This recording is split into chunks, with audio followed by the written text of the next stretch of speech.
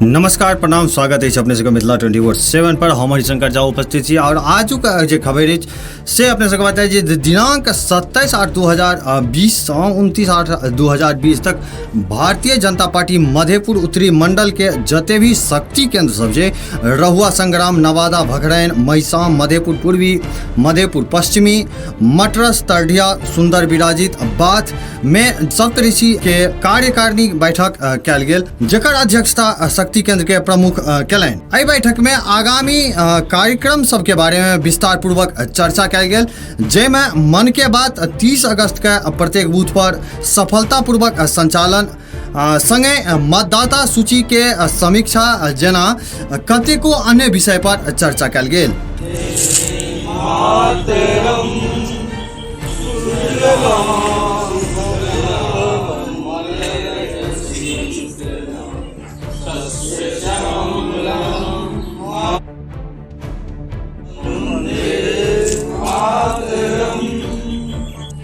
भारत माता की जय, भारत माता की जय, वंदे मातरम, वंदे मातरम। और संगे जे छै से 30 अगस्त के जहाँ तक बता दी, यानी आय से माननीय प्रधानमंत्री मोदी के मन की बात कार्यक्रम के सफलतापूर्वक संचालन कयल गेल। मधेपुर उत्तरी मंडल के मंडल अध्यक्ष दीपक कुमार हमरा सब संगे जुड़ल छथि और हुनका से हमसब गपशप करब जे कोन तरह के हुनका सबके एखन जे आगामी चुनाव छै ताहि पर की केना हुनका सबके दिशा निर्देश प्रदेश से आयल छनि और बाकी हुनका सब के जते कार्यकर्ता छथि से क्षेत्र में कोन तरह से की काज सब भऽ रहल छै ताहि सब पर विस्तार पूर्वक हुनका से चर्चा करब। नमस्कार और हमरा सब संगे जुड़ल छथि एखन भारतीय जनता पार्टी मधेपुर उत्तरी मंडल के मंडल अध्यक्ष दीपक कुमार झा और हिनका से हमसब बहुत गपशप करब। हिनका से जानना चाहब जे आगामी चुनाव छै और जतेक भी राजनीतिक दल छै से सब लगातार जिनकर कार्यकर्ता सब क्षेत्र सब में लगातार भ्रमण कऽ रहल छथि जनता सबसँ जुड़ै के लेल, तो एहन समय में जे अपने सबके जे दल अछि भारतीय जनता पार्टी जिनकर कार्यकर्ता सब द्वारा क्षेत्र में की सब कयल जा रहल छै। अहाँ तऽ देखते हुए और पनियो अहाँ हमरा से साक्षात्कार केने छियै। भारतीय जनता पार्टी के कार्यकर्ता, भाजपा मधेपुर उत्तरी मंडल के कार्यकर्ता अहाँके मार्च में जहन लॉकडाउन फर्स्ट लॉकडाउन भेल तहने से एक्टिव छथि और हर आइसोलेशन सेंटर, हर जतऽ अहाँके बाहर से आबै वाला प्रवासी भाई सबके खाना बनै छलनि ततऽ जाकऽ देखरेख करै छलखिन कि खाना सहीसँ भेट रहलै हन, खाना के क्वालिटी चेक करै छलथि। तकर बाद अहाँके हर जगह सैनिटाइजर, मास्क, अहाँके गमछा, सूखा राशन सेहो गरीब आदमी आमजन के बीच में बाँटलथि हन। तऽ शुरुए से देखै छी कार्यकर्ता लागल छै और अखनो हमसब ई नहि कि हमसब मत के विशेष रूप दै छी, हमरा सबके जन सेवा करबाक छै। कार्यकर्ता संगठन से जे जुड़ल छै भाजपा संगठन से ओकर मेन उद्देश्य इएह रहै छै कि निचला पायदान तक, समाज के निचला पायदान तक हम अपन सेवा पहुँचाबी, सरकार के जे सेवा छै से निचला पायदान तक पहुँचाबी। तो जेना एखन चुनाव के सरगर्मी काफी तेज भए गेल छै, तो देखनियो हेबै जे लगातार आनो दल सब जते भी राजनीतिक दल से सब लगातार क्षेत्र में जाकर जनता सबसे जुड़ि रहल छथिन, गपशप कए रहल छथिन, हुनका जाहि तरह से सब तरह के अपना पर रिझाबै के लेल सब कोशिश कए रहल छथि। तो एहन समय में अपने सब द्वारा मान लिअ एहि बीच में जेना कि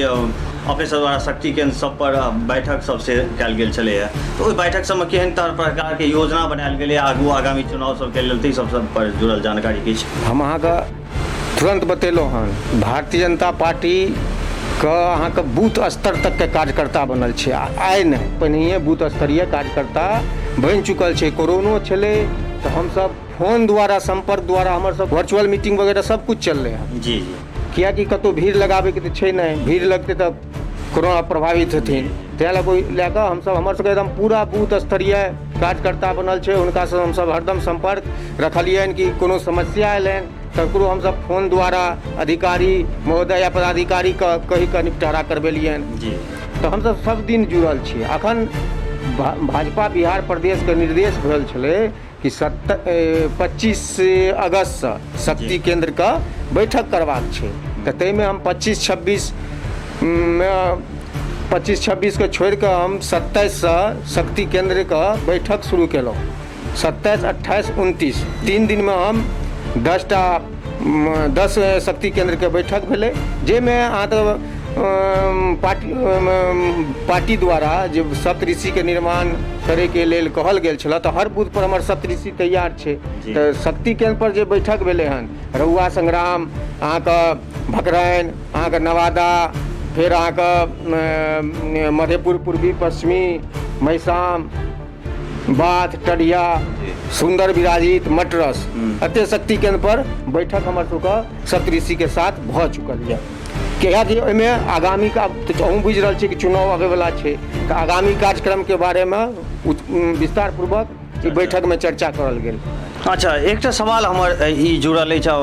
जे एखन कोरोना काल की महामारी फैलल छै, अपनों के सब पूरा विश्व त्राहिमाम कऽ रहल अछि, तऽ एहन तरहमे अपने सब जहाँ कि देखैत हेबै जे जतेक भी स्कूल कॉलेज सब चीज बंद छै, तऽ एहन समयमे ई चुनाव के आयोजन अपने के कतेक सही बुझा रहल है, एहि पर की कहऽ चाहबै? चुनाव तो समये पर होबा, समय अब सीमा जे छै मुख्यमंत्रियो जी के खत्म भए जेतै, तऽ समय सीमे पर होबा, तऽ ओ तो बढ़िया बात छै। लेकिन छै कोरोना, तऽ कोरोना छै तऽ इलेक्शनो कमीशन जे छथि तऽ वहू सुरक्षा के देखैत अहाँके चुनाव करेता। जेना हमरा सबके ऊपर से खबर मिलल हन कि 60 वर्ष या 65 वर्ष जिनकर एभव उम्र छनि, तऽ हुनका लेल पोस्टल बैलेट के वगैरह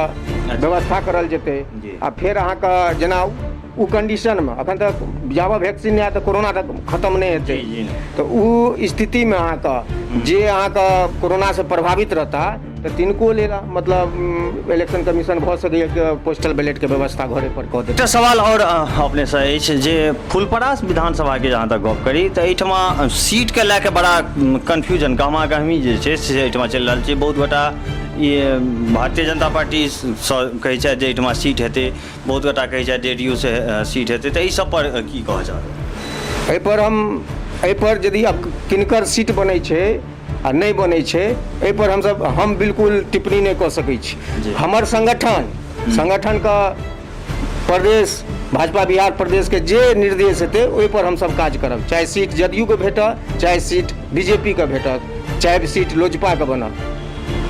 बहुत बहुत धन्यवाद दीपक जी अपने के समय देवे के लेल, और लगातार खबर के संग बनल रहे के लेल देखते रही मिथिला 24/7। जो चैनल के सब्सक्राइब नहीं करे हुए तो चैनल के सब्सक्राइब अवश्य करी, वीडियो नीक लगत हुए तो लाइक करी, कमेंट करी और शेयर करी। धन्यवाद।